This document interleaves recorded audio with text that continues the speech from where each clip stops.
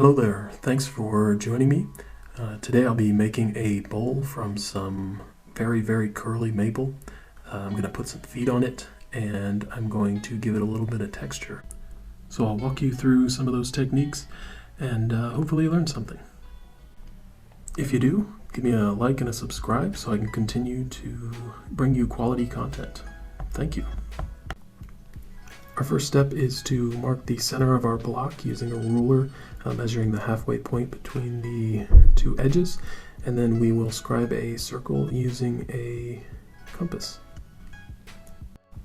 Typically I would cut the corners off of this block before putting it on the lathe, but I'm going to leave them on for the purposes of showing you how to turn straight from a block. Our next step is to drill a 3/8 inch hole about an inch deep into our wood so that we can insert a woodworm screw. This will allow us to mount the piece to the lathe.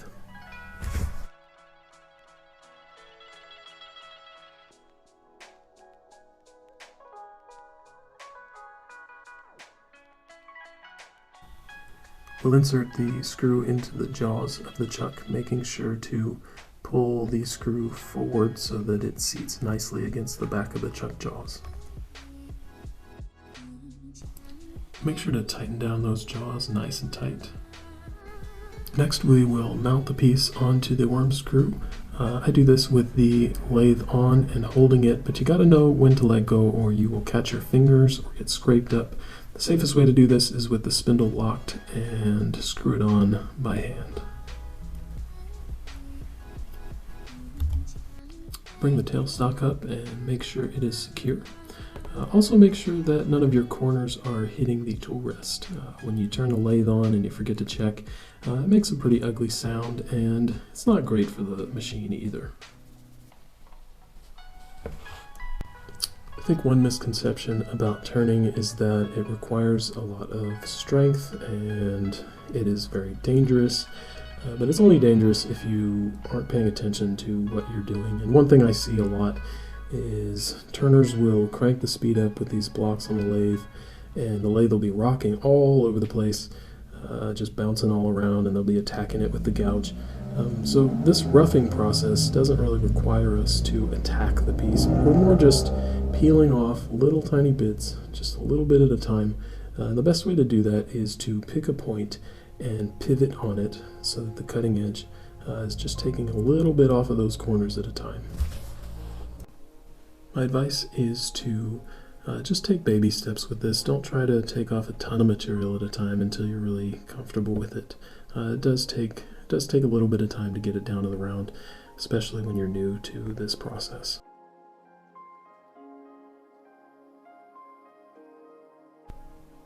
As you begin to take material away, remember to bring that tool rest up so that you can reduce the amount of tool that's hanging over the rest. That'll give you a little more stability and keep you from bouncing around so much.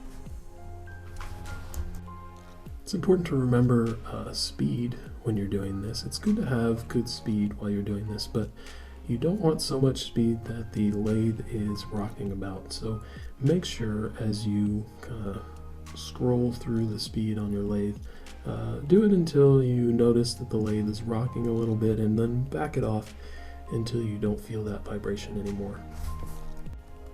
I'm turning on a heavier lathe so it can handle some bigger pieces and a little bit higher speed. So I tend to rough these out at about 500, 600, 700 depending on how out of balance the piece is. Notice that I'm keeping the tool tucked into my waist. It's best to keep the control down in the handle and nice and close to the body instead of out toward the business end of the tool.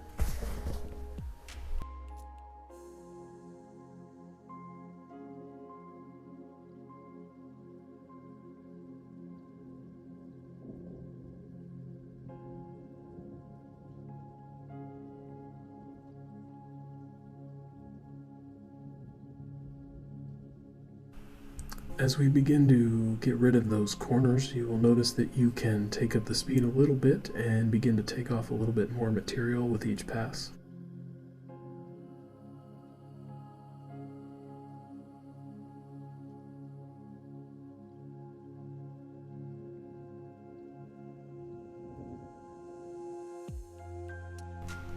tool I'm using is a 3/4 inch Carter & Sons bowl gouge. I put a 40/40 grind on it, which is fantastic for taking away a lot of material quickly, but still leaving a really nice finish.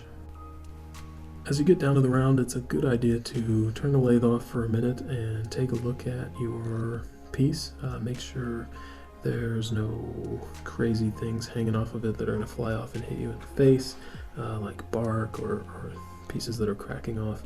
Make sure there's nothing structurally wrong with the piece before you continue. It's also a good time to check out the figure that you've got going on. I'm removing the tailstock from the piece now, which is typically safe, but if you feel like your piece is not secure, maybe leave it up for safety's sake.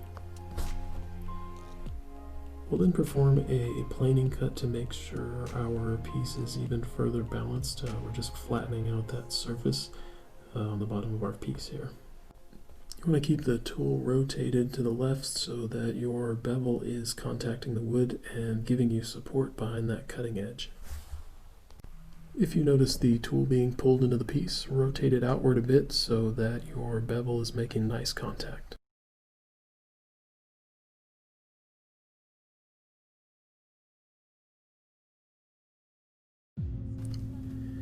Here we'll begin removing some of the wood that we need to in order to make our tenon. I'm using the tip of my tool now, which will not really leave such a clean surface on the bottom of the piece, but it's effective for taking away quite a bit of material using a pull cut. So I've noticed the piece still has a little bit of vibration in it because of that little piece of live edge there. So I'm going to turn the lathe up a little bit and start to take away some of that material because we're not going to need it later on.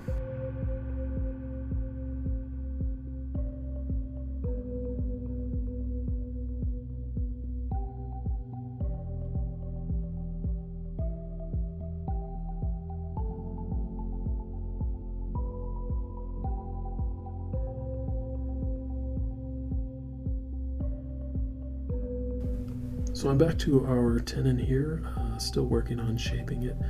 I'll bounce around a little bit as I try to figure out what shape I want this piece to have, but I know that I'm going to need this material around the tenon removed. I'll also be leaving a large bead just outside the tenon that we can later on carve our feet out of. So you don't want to take away all of that material if you are going to try to put feet on your bowl.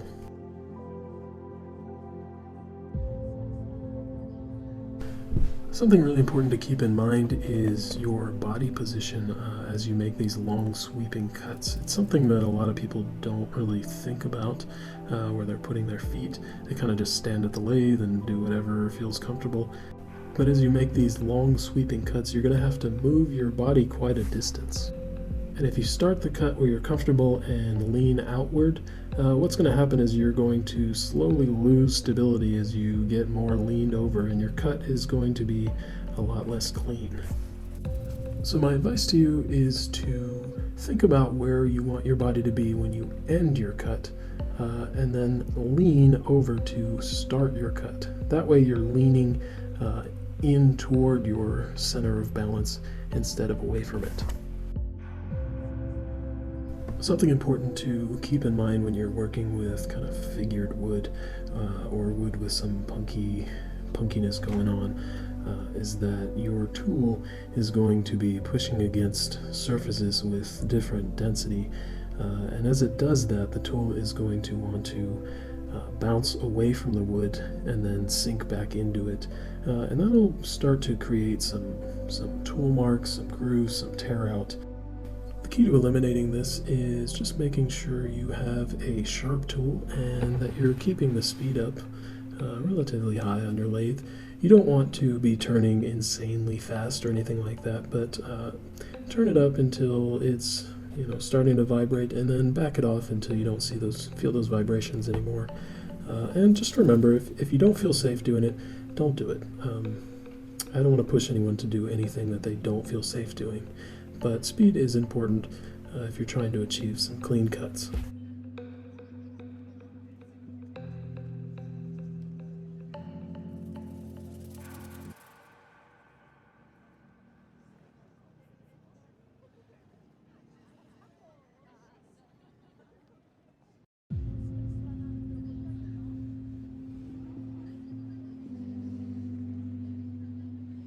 As we turn the lathe off here, you'll notice there's some marks, and that's just where the bevel has burnished. The wood has rubbed against the wood, and you won't really see a whole lot of tear out here. We've got a pretty nice clean cut, but maybe that tool needs to be sharpened a little bit.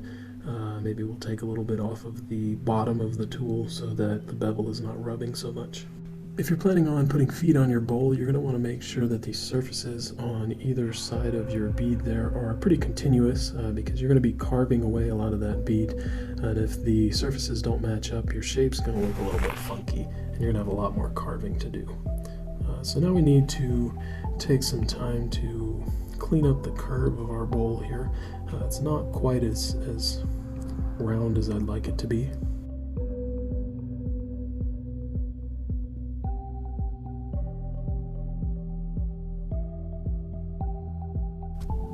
Part of my philosophy in wood turning is to present the tool to the wood as though the two were equals.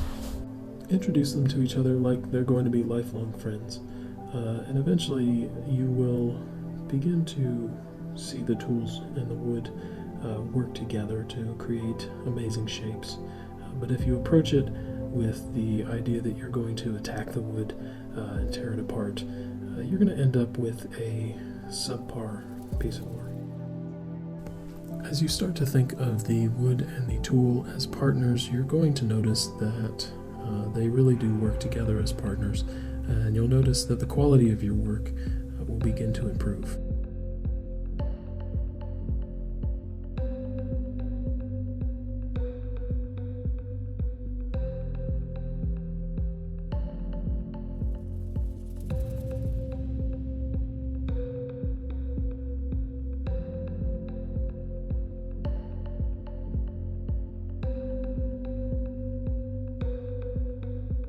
So now that we've got the final shape of the bowl, I need to make some finishing cuts to clean up those tool marks. There's not really much tear out, but you'll see some tool marks, especially on dry wood, maybe not so much on wet wood. And the tool I'm going to use here is another 3/4 inch Carter gouge with a John Jordan handle. It's 24 inches long. It's made for hollowing tools, but I use it for this. And it's great because you can remove the tool from the handle, which makes it a little bit easier to sharpen. The grind I have on this tool is an Ellsworth grind or an Irish grind. It has a 60-degree bevel angle all the way around, which you can measure with an angle gauge. You can measure it along the bottom, where the angle will actually be 120 degrees, or you can measure it along the inside of the flute, where you'll find it's a 60-degree angle.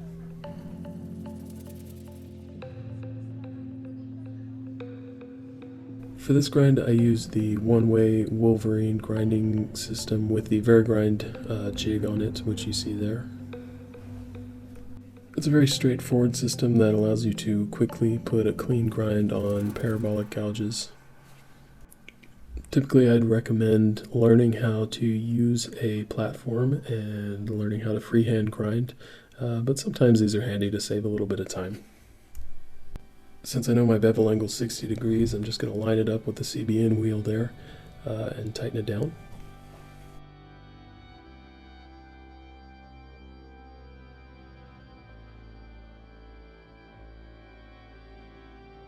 We'll start by sharpening one wing of the gouge, and then we will bring it around and sharpen the other wing.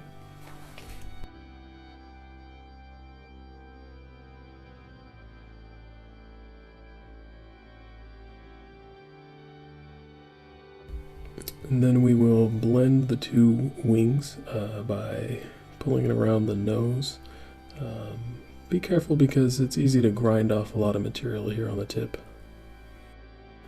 The next thing we need to do is to grind back a little bit of that bevel so that it doesn't rub against the wood too much and create those lines you saw earlier. You can do this by increasing the angle of your jig and just doing the same motions that you did before along the bottom.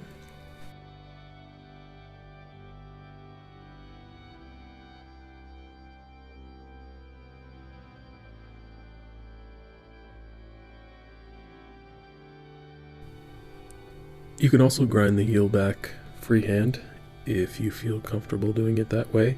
It doesn't need to be clean really, we just want to get that material out of the way.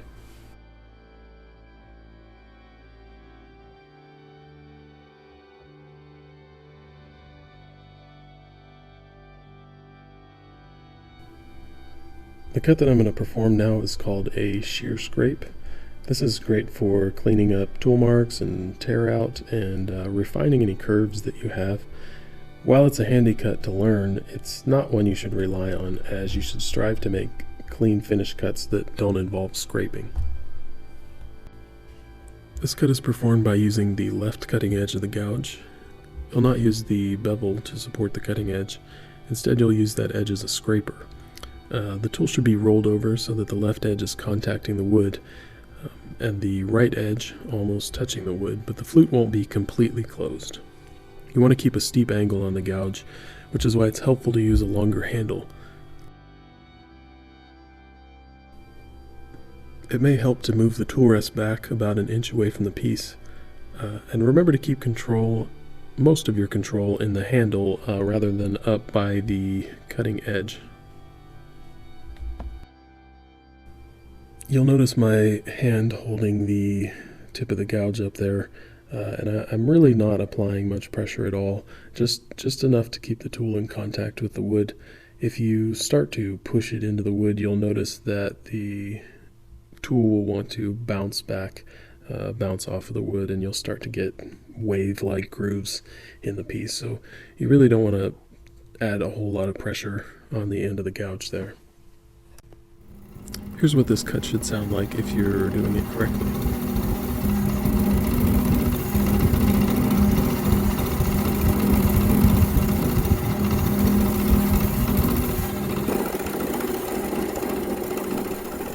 So here's the finish from that cut. There are some very light tool marks that should be pretty easy to sand out, but you won't see any tear out that's going to take you hours to sand out. And I've sprayed it down with a little bit of water just so we can see what it might look like if we had a finish on it. But we're not going to be happy with those little lines in there, so we'll sand those out. First, however, we need to put the tenon on our piece. We've kind of started to create it, but we never really put the actual final cut on the tenon so that it'll fit in the jaws. I'm going to use an oval skew here, and we have just enough room to fit the skew in between our bead and where it needs to be to cut the tenon. If you don't have enough room, you might have to take a little bit more material out of there. You can also do this with a 40/40 grind on a bowl gouge and maybe some other gouges, but really we don't have a whole lot of room for that right here with our bead in the way. We could probably still do it, but I like to use the skew. You can see the leading edge of the skew there is just under 90 degrees so that we can get a nice dovetail cut going, and our tenon will fit securely in the jaws. I've noticed that if you keep your tenon just slightly over the minimum size that your jaws will take, you're going to have an easier time keeping it in balance. You're also going to have a bit more contact with the tenon, jaw contact with the tenon. The further out your jaws get, the wider you open them up, the less contact you're going to have with the tenon because it becomes more of a square shape than a circle. However, if you are trying to turn some larger pieces, anything over 12, 14 inches, you might want to consider getting a larger set of jaws if you're working with something small. Having a smaller tenon isn't necessarily safer, especially if the piece of wood you're using is too heavy to be supported by a smaller tenon. You want to make sure that the walls of your tenon here are dovetailed slightly inward so that it fits into the chuck and it doesn't slide out. It's clamped in there securely. You also want to make sure that the surface at the foot of the tenon is either flat or angled slightly inward toward the tenon so that the top of the jaws sit flush against it. You don't want the bottom part of your tenon close to the tool rest there. You don't want that to sit against anything. You want to make sure that that is not touching any surface of the jaws.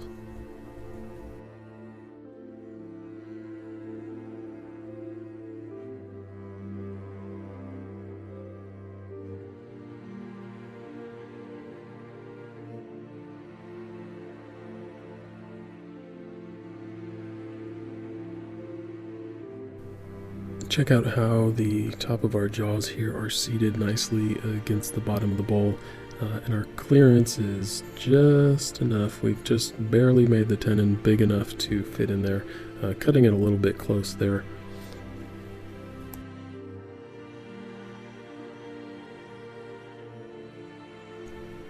I'm going to core out the center of this bowl using a Jacob's chuck and a Forstner bit. I believe that's a 1 7/8 Forstner bit.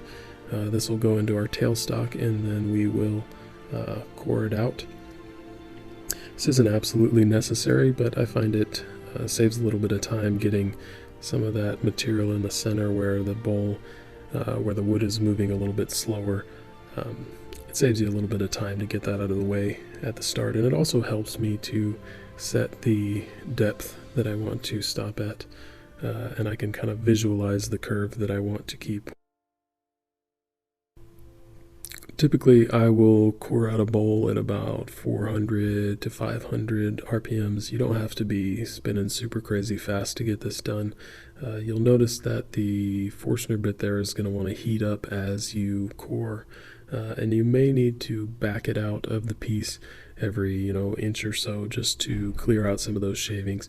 Otherwise, the bit's going to get jammed in there, and you're going to have a real tough time getting it out.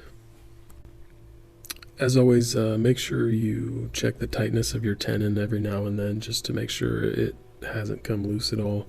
And if you don't feel safe doing this, I definitely would not do this, especially putting your hands there on the chuck like I do sometimes. It's a good practice to be thinking about a plan for how you're going to shut the lathe off if something bad were to happen, or if the piece were to come loose. Not that I've ever had that problem while doing this, but it's always good to be thinking about that.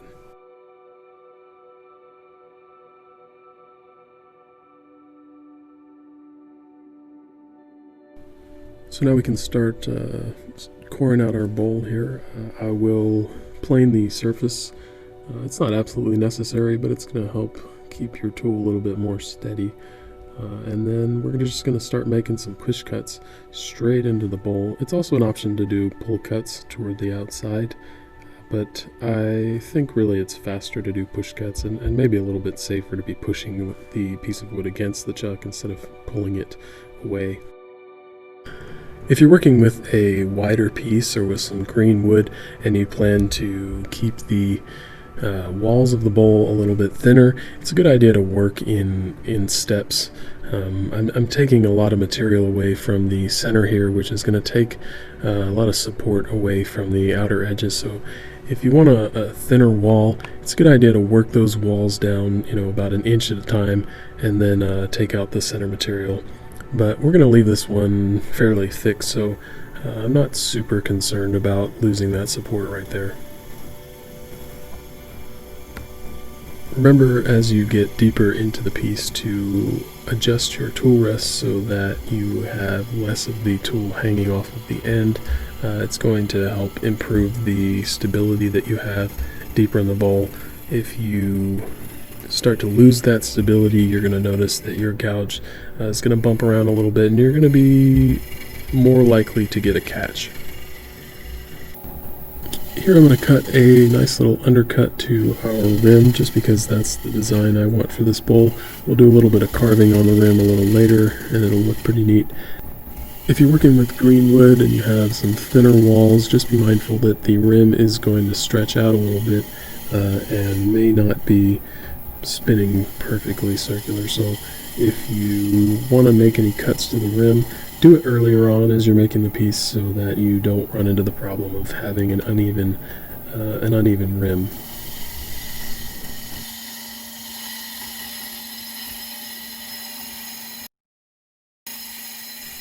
As I get down to the bottom of the bowl here, you'll notice that my 40/40 grind is not allowing me the space that I need to make a smooth transition. So I'm going to switch to a bottom feeder or bottom bowl gouge. This one's Mike Mahoney bowl gouge 5/8 inch with a 50-degree grind on the end of it there.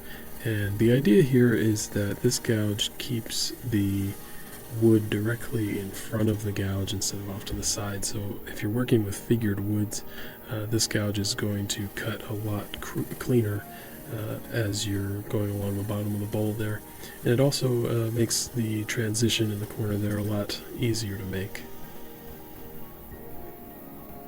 So I'm still learning how to use this gouge. It takes a little bit of finesse to get right. And I think the idea is that this gouge keeps the wood directly in front of the tool and cuts it a lot cleaner, especially figured wood. So if you've got some highly figured wood like this, you might want to try out a bottom bowl gouge. It also helps to make that transition because the bevel angle is so blunt. If you want to learn more about how to use this gouge, I would check out Stuart Batty's demonstrations. He does a great job explaining how it works and how you're supposed to use it. Still, it's a little tricky, I think, especially for a beginner to learn, but with a little practice you can get it.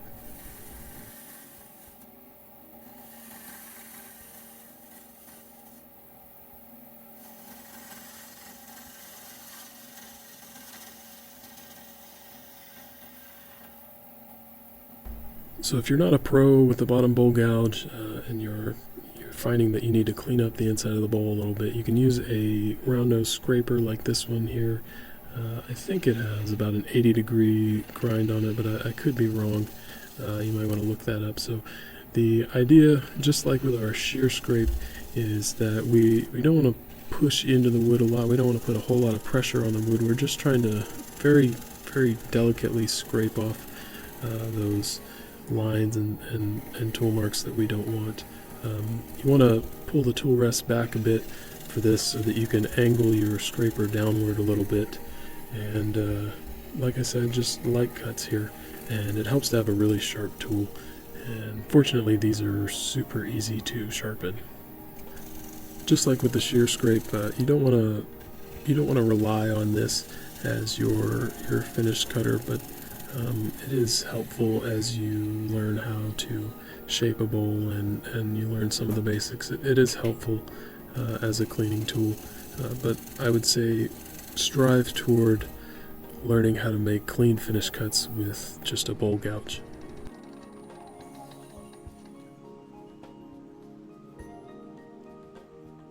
So that's pretty clean there. Not really any tear out or tool marks, maybe a little bit of tool marks there by the end grain.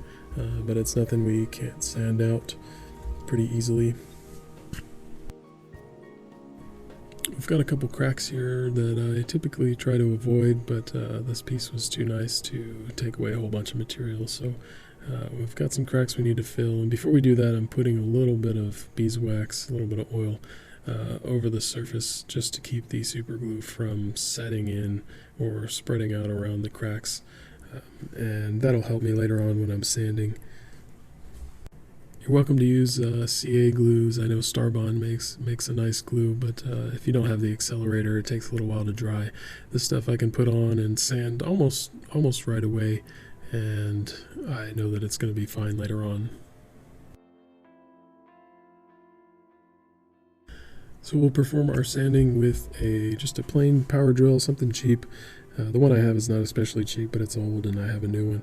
And I use a mandrel with a 3-inch sanding disc on it, and I probably start somewhere around 180 grit, maybe 120, but you're going to leave some more lines in the bowl as you do that. So I suggest about 180. And you want the mandrel spinning in the opposite direction that the bowl is, and you want to use one edge of that sanding pad to kind of cut into the wood. And when I say cut, I really just mean you're putting a little more pressure on one of the edges rather than holding the entire disc against the surface of the wood.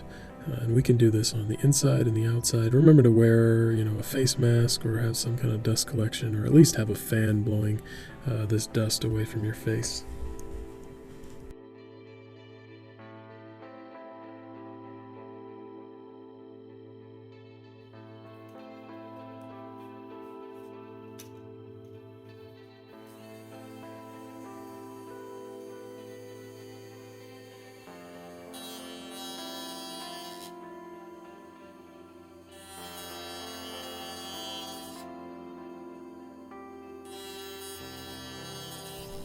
So as I mentioned before, I wanted to do a little bit of carving on the rim here, and to do that I'm using the Automach Power Carver, which is not a cheap piece of equipment. It has a reciprocating head there, so it carves away super cleanly, super quickly, and if I were to try to do this task by hand, it would probably not be quite as clean, and it would take a lot longer. It can be done, definitely, but this just saves a bit of time.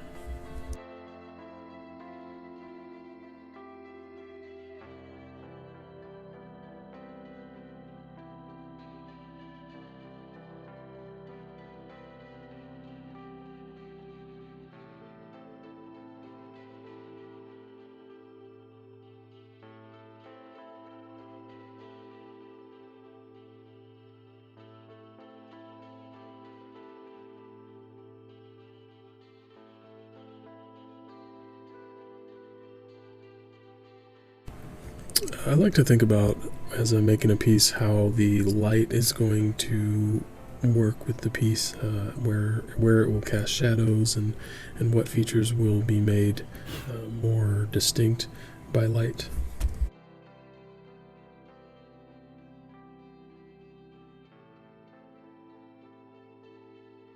So we've got the bowl back on the lathe here, and we're going to put on a sanding sealer, but before that we're going to clean it off with some denatured alcohol. This stuff will help clean out the pores a bit, clean the dust out of the pores, and show you where you might have missed any tool marks while you were sanding. It's a good time to go back and clean those up if you missed them.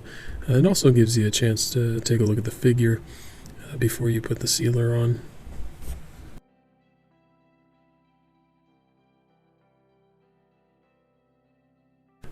The denatured alcohol should dry pretty quickly, and I like to wipe away the dust pretty lightly. I don't want to contact the wood a whole lot with my hands, just because I don't want to push oil from my hands into the wood.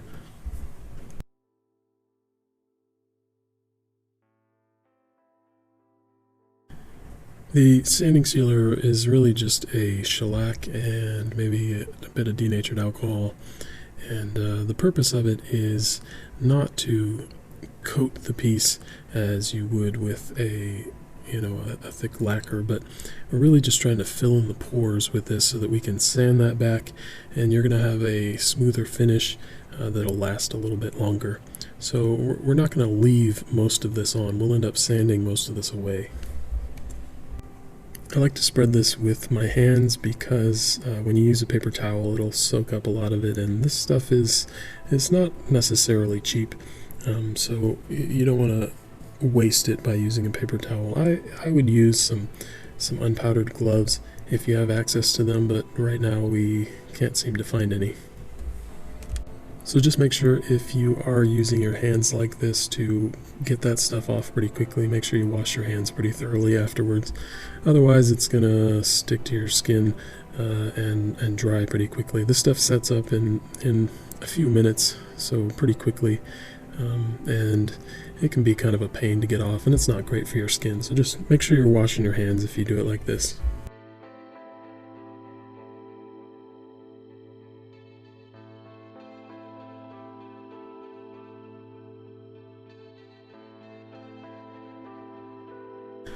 After you've spread the sanding sealer and made sure to rub it into the pores, it's a good idea to wipe away some of the excess with a paper towel or some other kind of wicking towel.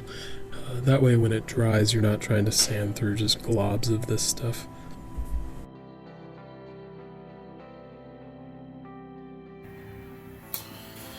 Hey guys, so we left our bowl overnight to dry.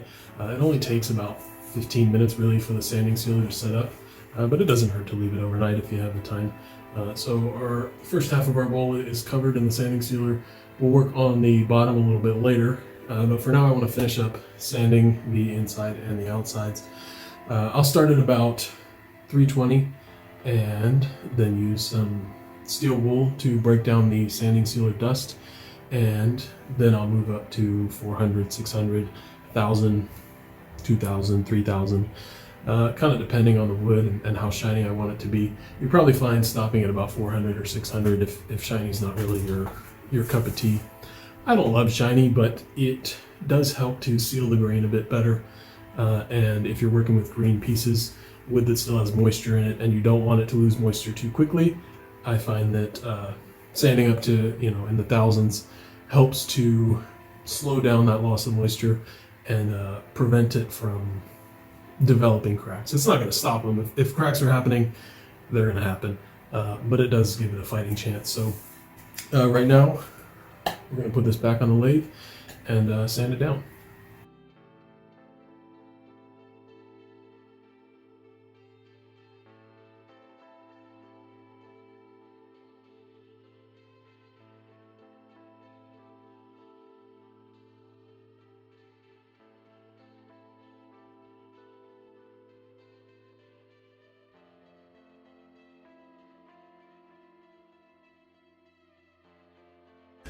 Now we're going to transition to the bottom of the bowl and put some feet on this bowl. And before you do that, I like to take a look at the piece as a whole and kind of decide where I want to put my feet. And I typically like my feet to point to a feature in the grain that I want to distinguish or follow a particular pattern in the grain. So I want to be pretty careful about where I'm putting these.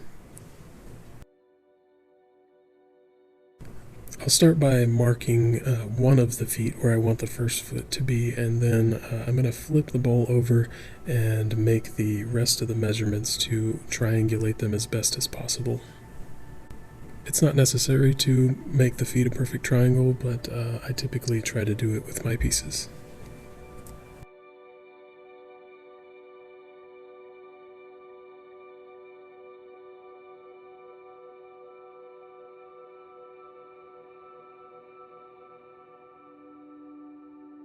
For most of my heavy carving, I'll use a pneumatic die grinder, which is powered by compressed air, and there's a number of different bits that you can use for this.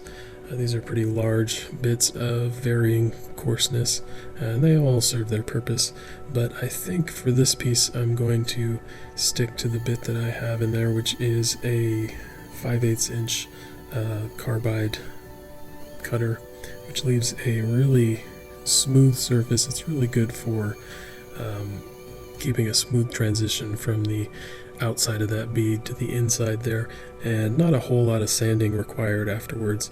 It can be a little aggressive if you don't use it carefully, and you might gouge out those feet if you're not careful, so it does take kind of a light touch.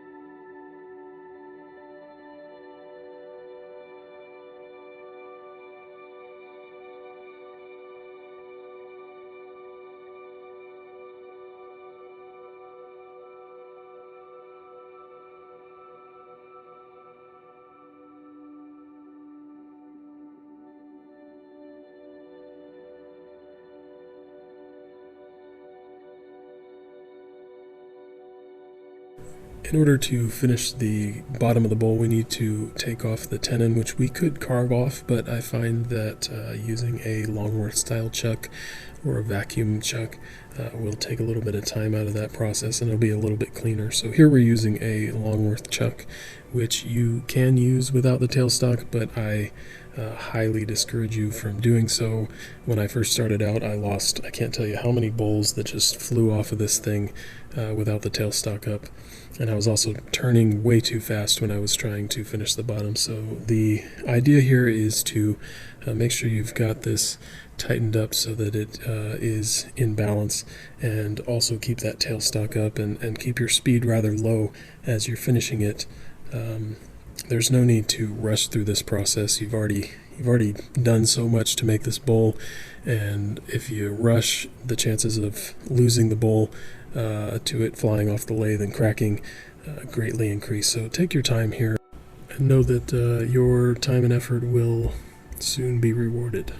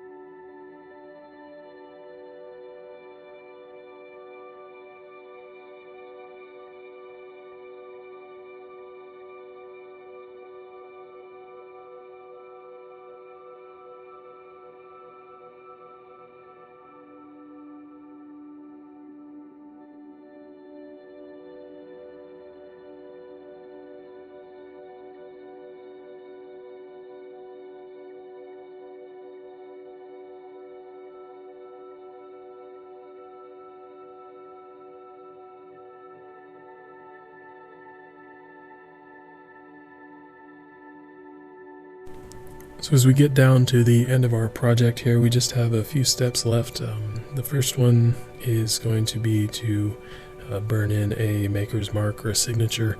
I like to do this before I put the sanding sealer on. That way the sealer kind of fills in the void there of the maker's mark. I see some people do this with stamps, which is great. I like to do it this way just because I feel like it's a bit more of a personal touch. And it doesn't take that long, but it does take a little bit of practice to get it right. And I'm not the world's greatest pyrography pen worker, but I think I do okay.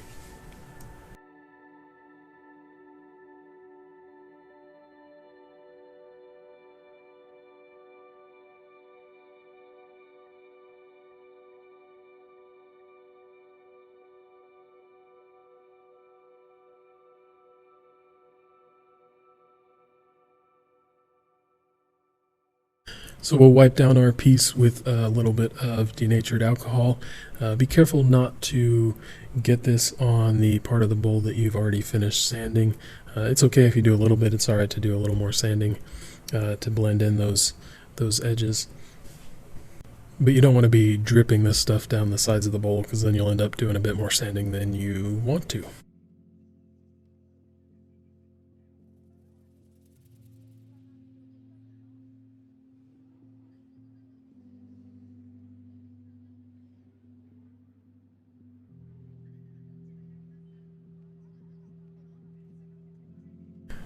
So now we will apply our sanding sealer again, just being careful again not to drip this stuff down the sides. And like I said before, if you're using bare hands to do this, make sure you wash your hands right after, before the stuff sets up, or you're going to end up with it on your hands for quite some time. I usually take some time here to think about kind of the process as a whole and how I feel it went. Am I happy with the piece that I've made? How would I do it differently next time? What are some features I could change to make the piece better? It's really just a good time, a good reflective time at the end of our process here.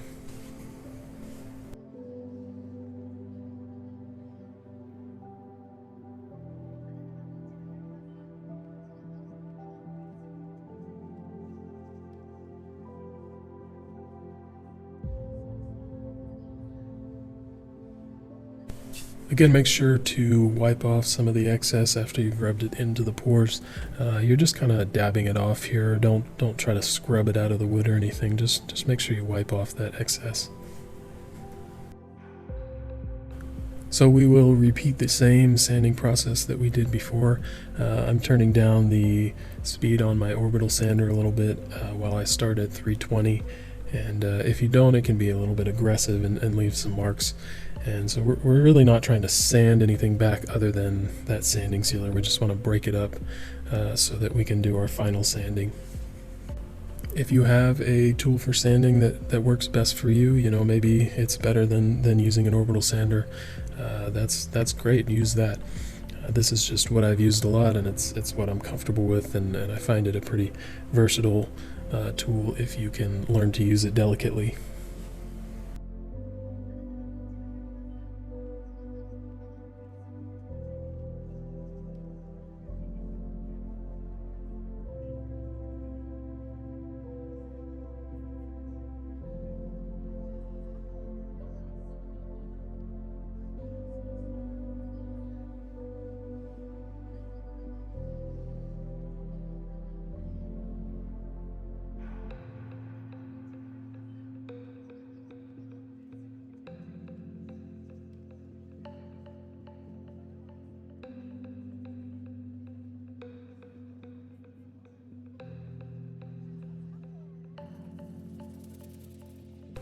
So our last step is to add some finish to our bowl here, and I'm using Danish oil here, which offers a moderate amount of protection, but it's not going to hold up to a whole lot of use and wear. But these pieces are mostly for display. This isn't exactly a salad bowl. So if you want something like that, I'd go for like a General Finishes. Their salad bowl finish I hear is pretty good. But this really should just be sitting on a shelf or mounted on a wall somewhere. So I'll apply a few coats of this, and I'll let it sit and polymerize for about 20 minutes in between coats, and buff it out by hand. It's possible to do it using a lathe mounted buffing system, but I find that leaves a surface tension that doesn't stick around for a whole long time, so I prefer to do it by hand. It's kind of up to you what you prefer. If you leave this stuff on for a couple hours without buffing it out, especially if it's not spread evenly, it's going to leave some pretty ugly, bumpy globs of the stuff. So, and they're pretty difficult to buff out at that point. So I would say make sure you buff it out pretty soon after you put it on, but give it some time to harden up first a bit. So that brings us to the end of our project here.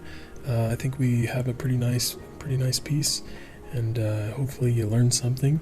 If you did, let me know in the comments, and if there's something that you'd like to learn a little bit more about, let me know that also.